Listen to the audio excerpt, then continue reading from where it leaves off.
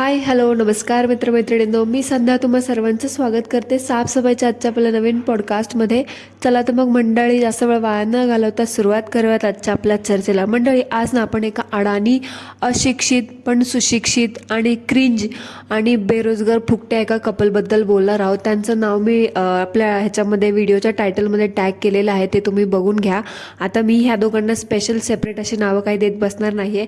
म्हणजे जसं पॉडकास्ट बनवताना जसं मला सुचेल ना, मी तसं त्यांच्याबद्दल त्यांना नावं देत जाणार आहे. पण ही लोकांना ह्यांना व्हायरस म्हणायला काही आपण हे म्हणू शकत नाही. एक प्रकारचे व्हायरसच आहेत. जसं आपली घरकोंबडी, घूस, मावसी फावसी, परत बाकीचे जे खादाड गँग होती ती सगळी कशी लॉकडाऊनमध्ये व्हायरस पसरत होता, त्यामुळे लोक घरात बसली होती. आणि हे लोक कशी उदयास आली, नको नको ते चाळे करून, नको नको ते दुनी भांडी दाखवून, कोण गाऊन दाखवून फेमस झालं, कोण आपला क्रिंजपणा दाखवून फेमस झालं. तसंच हे पण कपल आहे जे आपला फालतूपणा आणि आपली भांडणं दाखवून फेमस झाली. तर ह्याच नवरा बायको रिकामटेकडा नवरा बायकोबद्दल आज आपण बोलणार आहोत. त्याचं नाव आहे रिकामटेकडा बेरोजगार फुकट्या आणि तिचं नाव आहे टूजा. आता ह्या बालिश नवरा बायकोबद्दल चला मग आपण आता चर्चा करूयात. आता ह्या लोकांचं बॅकग्राऊंड मी काय तुम्हाला सांगत बसणार नाही, बॅकग्राऊंड स्टोरी. नाहीतर असं होतं ना की बाबा एक बॅकग्राऊंड देतो आपण नेहमी, पण आता ह्या लोकांना ना तेवढी म्हणजे ह्या लोकांची लायकीच नाही की आपण ह्यांचं काही बॅकग्राऊंड वगैरे डिस्कस करत बसावं. जसं बाकीच्या कपल्सची जशी स्टोरी असते बघा, लव्ह स्टोरी वगैरे, तशीच ह्यांची पण एक फालतू बकवास लव्ह स्टोरी वगैरे असं काहीतरी XYZ म्हणतात हे, तसं काहीतरी आहे. पण ती ऐकून ना मला ती एकदम वर्स्ट अशी वाचली. म्हणजे उगाचच काहीतरी सांगायचं म्हणून रंगरंग करून ते गिरवत बसलं. आणि ते कसं, मला तर काय वाटतं माहिती का, ह्यांची ती स्वतःची ओन स्टोरी असं अजिबात नव्हती. ह्याचं थोडंसं उसनं घेतलं, त्याचे थोडे 4 डायलॉग मारले, त्याचं थोडंसं इंट्रो घेतलं, त्याचं थोडंसं सस्पेन्स घेतला, असं बनवून ती बनवलेली एक स्टोरी आहे, असं मला एकंदरीत ह्यांचं बघून वाटलं. आता ती लव्ह स्टोरी मी तर काय पूर्ण ऐकली नाही, त्याच्यामुळं मी काय त्याच्याबद्दल तुम्हाला ते सांगणार नाही. कारण त्यात एवढं ते सुरुवातीला त्यांनी जी ॲक्टिंग केली आणि त्याचे 1760 पार्ट बनवून त्यांनी टाकले ना, त्यावरतूनच समजलं की ह्यांच्या स्टोरीत घंटा काय सांगण्यासारखं नव्हतं. पण ते उगाचच लोकांचं अट्रॅक्शन, लव्ह स्टोरी म्हटलं की लोकांना काय वाटतं की ह्यांनी खूप मोठे झेंडे काढलेत म्हणून लोक येतात बघायला. तसं ह्यांनी फक्त लव्ह स्टोरीच्या नावावरती पकावणी फेकाफेकी केली आणि त्या क्रिंजपणाची हद्द पार केली. त्यामुळे मग म्हटलं नकोच बघायला. आणि सगळ्यात जास्त हद्द पार तेव्हा झाली की जेव्हा ह्यांनी ह्यांची ही लव्ह स्टोरी आहे का, तिचे 2-2 मिनिटाचे, 2-2 नाही 7-8 मिनिटाचे जवळजवळ 10 ते 12 पार्ट्स बनवून टाकले. ह्यावरूनच कळतं की हे लोक किती वानबी आहेत आणि ह्यांना फक्त लोकांचं अटेन्शन गेन करायचे म्हणून हे काहीही चाळे करत बसतात. काहीही चाळे म्हणजे लिटरली एकमेकांसोबत ऑन कॅमेरा भांडत बसतात. आणि हा माणूस थंबनेल आणि टायटल तर असे देतो ना, माझी बायको लग्नानंतर कधी शांत बसलीच नाही, माझी बायको लग्नानंतर कधी गप्प बसलीच नाही, खूप आगावच होती, खूप अशीच होती, खूप तशीच होती. आता मला सांगा, माझी बायको लग्नानंतर कधी शांत बसलीच नाही असे डबल मिनिंग टायटल दिल्यावरती लोक बघणार नाहीत तर काय करणार. आणि त्यांचा हा टायटलवाला व्हिडिओ ना जवळजवळ 1.4 लाख समथिंग गेलाय. ऑफकोर्स आता असे विचित्र, आता मला सांगा, माझी बायको लग्नानंतर कधी शांत बसलीच नाही हे ऐकल्यावरती तुमच्या डोक्यात पडलं काय येणार? ऑफकोर्स नको ते डबल मिनिंग हेच येणार ना डोक्यामध्ये. तर ह्या माणसाला बरोबर कळतं की कुठलं टायटल टाकलं आणि कुठले शब्द वापरले की लोक आपल्याला बघायला येतात आणि आपलं सगळं कसं फळफळून निघेल आणि महिना आपली फार छापाई करून निघेल. म्हणून हा माणूस तो खूप फुकट्या आणि बेरोजगार आहे. म्हणून त्याने ह्याला कळलं की ह्याच्या कंपनीमध्ये बसून कुठलं 9 to 5 जॉब करून ह्याचं काय होणार नाही. त्याच्यामुळे ह्यांनी आपला शांतपणा करायला यूट्यूबवरती आलाय. म्हणजे हे नवरा बायको एवढे नीच आहेत ना, म्हणजे ह्यांनी आता सगळी लाज सोडून दिली आहे. लाज तर सोडली त्याबरोबर कामधंदे सोडून सुद्धा बसलेत. म्हणजे आता सिंगल असं बा, नको नवरा बायको असं तर आपण म्हणू शकलो असतं बा, पण आता ह्यांच्या पोटाला एक बाळ आहे, त्या बाळाच्यासाठी तरी हे लोक विचार करत नाही. फक्त स्वतः फेमस होण्यासाठी आणि 4 दमड्या कमवण्यासाठी हे लोक लिटरली कामधंदा सोडून घरात बसतात. म्हणजे घरात दिवसभर बसून काय करतात ना, मला कधी कधी हाच प्रश्न पडतो. हे जे सोकॉल्ड ब्लॉगर लोक आहेत ना, जे म्हणजे म्हणतात की आम्ही खूप मोठं काम करतो, आम्ही खूप मोठे तीर मारलं तर आम्ही व्लॉगिंग करतो, हे घरात दिवसभर बसून काय करतात मला हेच कळत नाही. कारण बघा, हे लोक तर काय म्हणतात, आम्ही तुम्हाला जेवढं दाखवतो ही आमच्या आयुष्यातली फक्त 10 मिनिटं असतात, आम्ही तुम्हाला पूर्ण आमचं आयुष्य, आमचा पूर्ण दिवसात आम्ही काय करतो हे दाखवत नाही. मग 10 मिनिटाचा 20-25 मिनिटाचा यांचा व्लॉग असतो, बाकीचे दिवसभर हे लोक काय करतात? मला ह्या प्रश्नाचं उत्तर मंडळी तुम्हाला माहीत असेल तर कॉमेंटमध्ये सांगा. आता बोलूया ह्या 2 नमुन्यातल्या त्या टूजा नावाच्या नमुन्याबद्दल, म्हणजे त्या फुकट्या रिकामटेकड्या बेरोजगार नवऱ्याच्या बायकोबद्दल. आता ह्या बाईला व्लॉगमध्ये काय दाखवायचं असतं ना, मला आजवर हे कधी समजलंच नाही. म्हणजे ओव्हरऑल तिचा तो अवतार, तिची ती ॲक्टिंग आणि तिचं ते सततलेलं मरगळलेलं थोबाड बघून ना मला तर असं वाटतं ही बाई आहे ना व्लॉगमध्ये येऊन लोकांवरती उपकारच करते आणि व्लॉगमध्ये 2 शब्द 2 रुपयाची ॲक्टिंग करून आहे ना लोकांना असं दाखवते की बघा मी खूप मोठी अप्सरा लागून गेली आणि तुमचं नशीब आहे की तुम्ही मला बघताय. असं असं हिचे एकंदरीत हावभाव आणि एक्सप्रेशन असतात. हिच्या चेहऱ्याचं बोलायला गेलं ना तर खूप चुरचूर करत असते ही. मला तर असं वाटतं एक नंबरची काय म्हणतात फेकाडी बाई आहे असं वाटलं मला तर एकंदरीत हिचं बघून. म्हणजे पावसाळ्यातलं वातावरण कसं दमट असतं बघा, तसं हिच्या चेहऱ्याचे हावभाव असतात. ती आपली युरोपची ही कशी वांगेवाली, तिचं बघा कसं असतं सगळं.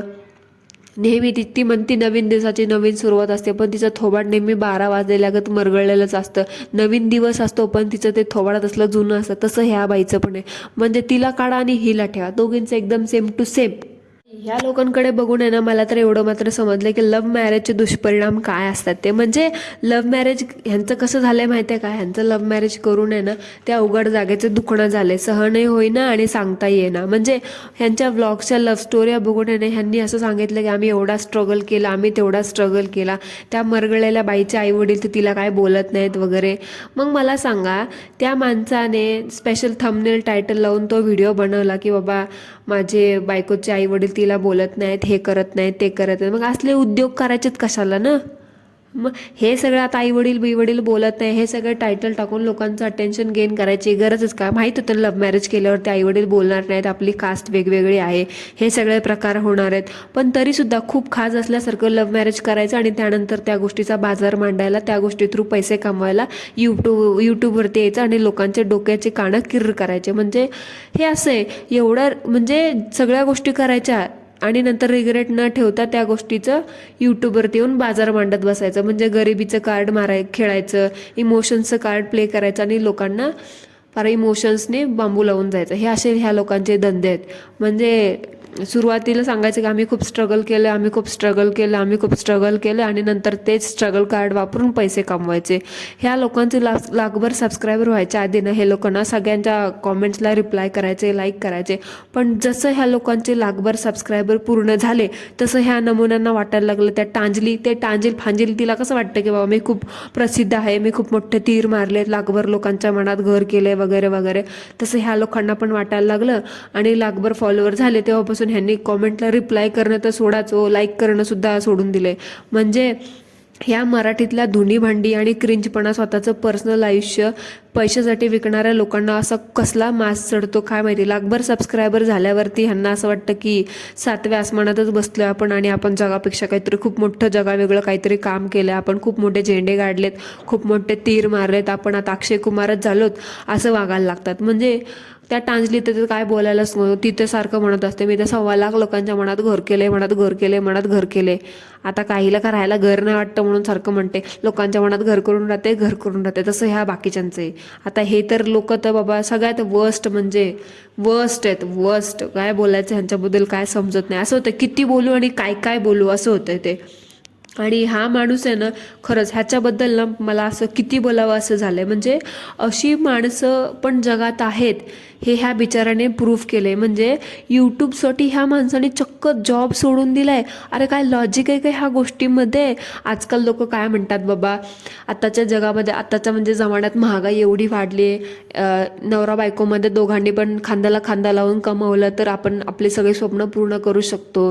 ह्या आज म्हणजे आता हे सगळं असं चालू आहे बिकॉज तुम्हाला पण माहिती सिच्युएशन कशी आहे आपल्या आजूबाजूला आणि फ्युचरसुद्धा आपलं कसं असेल ते.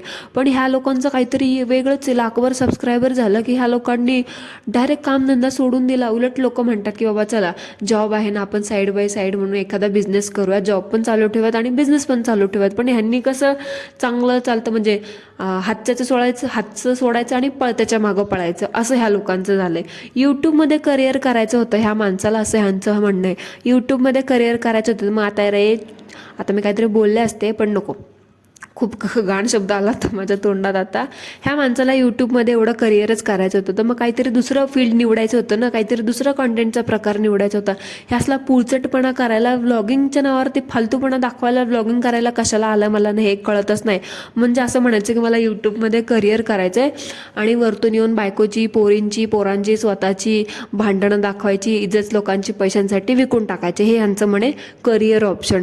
अरे म्हणजे जिथं चांगला 2 पैसे मिळतात आणि चांगली इज्जतीचा जॉब सोडून ही असं इज्जत चव्हाट्यावरती मांडायची, ही असली कामं म्हणजे ह्यांना वाटतं की ह्यांनी खूप मोठं करिअर घडवतात.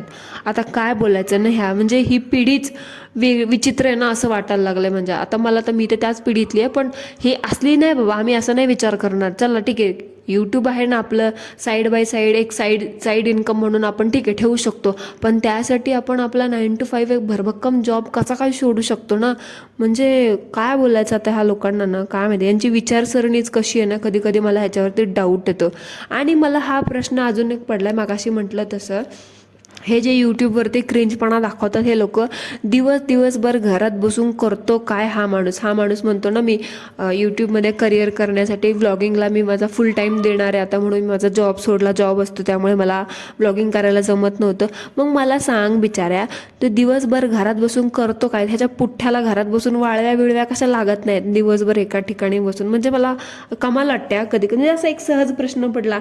आता बघा, सॅटर्डे संडे सुट्टी असते आपल्याला, म्हणजे मला तर असते त्याच्या हिशोबाने. म्हणजे आता सॅटर्डे तर आपण ठीक आहे झोपून वगैरे एन्जॉय करतो मस्त, पण संडेला घरात बसवत नाही, असं वाटतं चला कुठेतरी फिरून यावं वगैरे असं होतं. पण ह्या माणूस आठवडाभर, महिनाभर, वर्ष 6-6 महिने घरात पडीक असतो. असं बोर कसं काय नाही असेल होत? आणि राहिला प्रश्न कंटेंटचा, आता हा म्हणतो मला कॉन्टेंटला फुल टाईम द्यायचा होता. एवढा थर्ड क्लास कॉन्टेंट आहे ना बिचारा तुझा, काय बोलू नकोस. एक नंबरचा फालतू बकवास कॉन्टेंट आजवर मी बघितलाय तो तुझाच असेल. आणि सगळ्यात कमाल म्हणजे हॅट्स ऑफ आहे त्या बायकोची, त्या टुजाची. म्हणजे तिने ह्याला सहन केलंय, म्हणजे कामधंदा सोडू दिला चक्क स्वतःच्या नवऱ्याला, आणि स्वतः पण कामधंदा सोडून बसले. म्हणजे सुशिक्षित अडाणी फुकटे बेरोजगार हे टॅगलाईन ह्या लोकांना, ह्या कपलला ना अगदी बरोबर सूट होते. ह्याच्या ठिकाणी दुसरी कुठली बायको असते ना, ती म्हटलं तुझं यूट्यूब घाल चुलीत, तिकडे तुला काय करायचं ते कर एका बाजूला, पण जॉब सोडायचं नाही. असं एखादी शहाणी असते, सुशिक्षित असते, जिला खरंच फ्युचरचं टेन्शन असतं किंवा फ्युचरची काही पडलेली असते, आपल्या बाळाचे काही विचार असतात त्याची काही पडलेली असते ना, तर तिने स्वतःने असा विचार केला असता. नाही तर त्याला म्हणली असती, तुला कर कशी करायची तशी, तुझं तू कर यूट्यूब, मी माझं जॉब पण करते आणि तुझ्या कॉन्टेंटमध्ये सहभाग घेऊ वाटलं तर ते पण करते. पण नाही, फेमस व्हायचं लोकांच्या डोक्यात खुळच घुसलेलं असतं. फेमस होण्यासाठी बिचारे दोघंच्या दोघं काम सोडून बसलेत, म्हणजे कमाल. ह्यालाच म्हणतात लव्ह मॅरेजचे साईड इफेक्ट. लव्ह मॅरेज करायचं, नको ते उद्योग करायचे, पळून बिळून जायचं, शिक्षण घ्यायच्या वयात गुलुगुलू करायचं आणि नंतर आपली लव्ह स्टोरी सांगा, त्याच्यावर पैसे कमवायचे. म्हणजे ह्या लोकांचं नातं का बिझनेसच झालं. म्हणजे पळून बिळून जाऊन इंटरकास्ट वगैरे लग्न करायचं आणि नंतर लव्ह स्टोरीचे पार्ट बनवून यूट्यूबर म्हणून नामाला यायचं. असं एक ठरवलेलं ह्यांचं एक समीकरण असतं वाटतं, असं मला वाटतंय. आता बोलूया ह्या लोकांच्या कंटेंटबद्दल. तर पुण्याच्या व्लॉगबद्दल तर आपण नंतर बोलूयात, पण आता बोलूयात ह्या लोकांनी. म्हणजे मी खूप असं, म्हणजे अगोदर मी बोलणार होते पुण्याच्या व्लॉगबद्दल, पण ह्याचा आता वॉचच्या व्लॉगबद्दल बोलूयात. हा माणूस यानं गेला होता एका ठिकाणी घड्याळ घ्यायला. तर हा बेरोजगार माणूस आहे ना, स्वतःच्या बायकोला आणि लहान मुलीला आणि मेहुणीला घेऊन रात्रीच्या वेळी विदाऊट हेल्मेट ट्रिप्सी त्या स्कूटीवरती फिरत होता. म्हणजे बघा किती ना, स्वतःच्या जीवाची काळजी नाही ह्या फुकट्या बेरोजगाराला, निदान त्या मुलीच्या बाळाच्या जीवाचे तरी विचार करायचं रे. किती ना, म्हणजे पैशासाठी हा माणूस किती हापापलेला आहे, किती दर्जाचा आहे, किती खालच्या दर्जाचा आहे ना, हे ह्यानी त्या दिवशीच्या व्लॉगमध्ये ह्यानी प्रूफ करून टाकलं. म्हणजे लोक पैशासाठी ना आपल्या पोटच्या मुलांचा सुद्धा विचार करत नाहीत हे समजून टाकलं. आणि स्वतः गाडी चालवतोय, त्यात 3 जणी मागे बसतात आणि हा गोप्रो हातात घेऊन शूट करतोय. म्हणजे काय लेवल आहे बिचाराची बघा. तर आता गेला हा बिचारा दुकानात वॉच घ्यायला, आणि तिथे जवळजवळ ह्या माणसाने आहे ना एक 7-8 हजाराची वॉच घेण्यासाठी जवळजवळ अख्खं दुकान पालतं घातलं. म्हणजे 7-8 हजाराची वॉच बघण्यासाठी ह्याने 100 ते 150 घड्याळी उलटून पलटून बघितल्या असतील. म्हणजे अरे फुकट्या बेरोजगार माणसा, तुला त्या दुकानातली एकच वॉच घ्यायची होती ना, तर 5, 6, 7, 8, 10, 12 वॉच बघायच्या होत्या ना. असा बघत होता 1760, म्हणजे जवळजवळ त्यांनी अख्खं दुकान उघडून बघितलं. त्या बाईला म्हणतोय, त्या घड्याळ विकणारी सेल्स गर्ल होती तिथे, ही दाखवा, ती दाखवा, ती दाखवा. लिटरली त्याने ते शोकेसमध्ये ठेवलेलं सगळ्या वॉच होतं ना, त्या सगळ्या वॉच खाली काढायला लावल्या. आणि तो व्लॉग बघताना मला स्वतःलाच एवढं एम्बॅरस फील होत होतं ना, की बाबा त्या सेलरला काय वाटलं असेल. लिटरली त्या बाईला सुद्धा असं बोलत होता, हे दाखवा, ते दाखवा, असं करून करून त्याने ना तिला हरॅस केलं असं मला तर वाटत होतं. असा त्रास दिला ना त्या सेल्स गर्लला.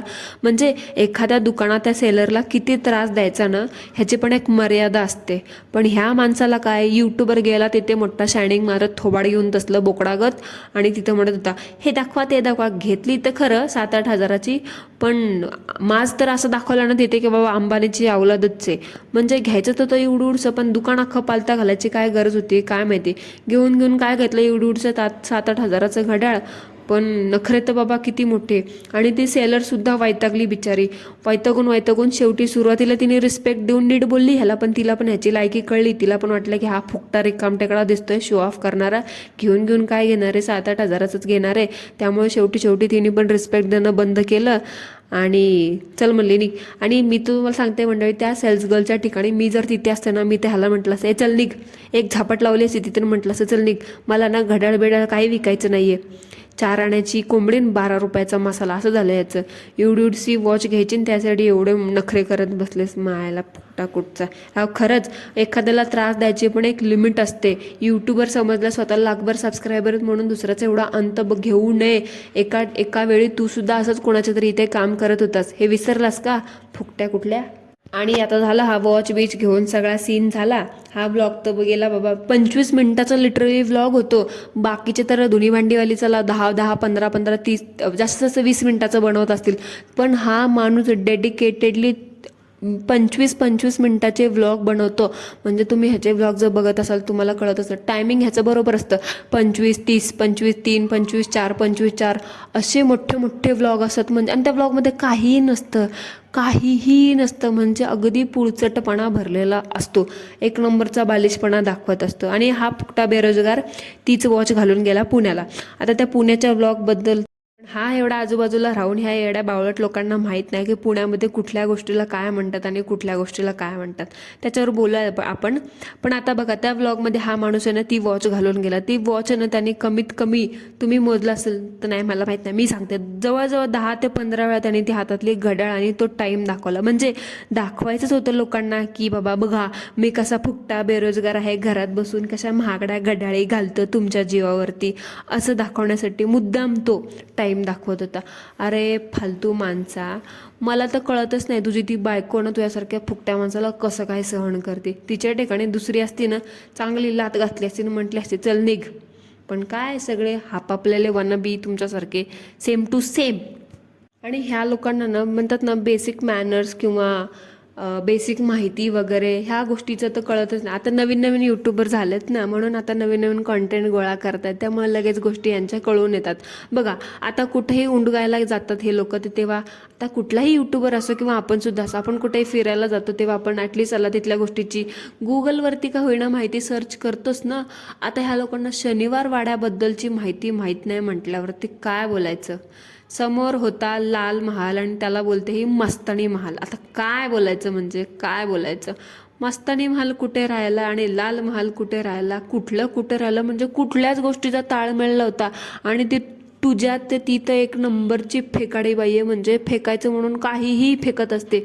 इतर वेळी तिची जीभ उचलत नाही, तिच्या थोबाडावरती 12 वाजलेले असतात, पण फेकाफेकी करायला मात्र ना तिला चुरचूर करत असते. आता मला सांगा, कसबा गणपती अष्टविनायक गणपतीमध्ये येतो का? हां, ही काय बोलते त्या व्लॉगमध्ये की पहिलं आपण कसबा गणपतीचं दर्शन घेऊयात. हा गणपतीनं अष्टविनायक गणपतीमधल्या पहिला गणपतीमध्ये येतो. म्हणजे 8 आता आपले 7 गणपती राहतात. हा गणपती पूर्ण होऊन जातो. काय डोक्यावर बिक्यावर पडलीस का गं तू? अष्टविनायक कसबा गणपती अष्टविनायक गणपतीमध्ये कधीपासून यायला लागला? म्हणजे याला पुण्यामध्ये आमचा जन्म गेला, आम्हाला ही गोष्ट आजवर कळली नाही.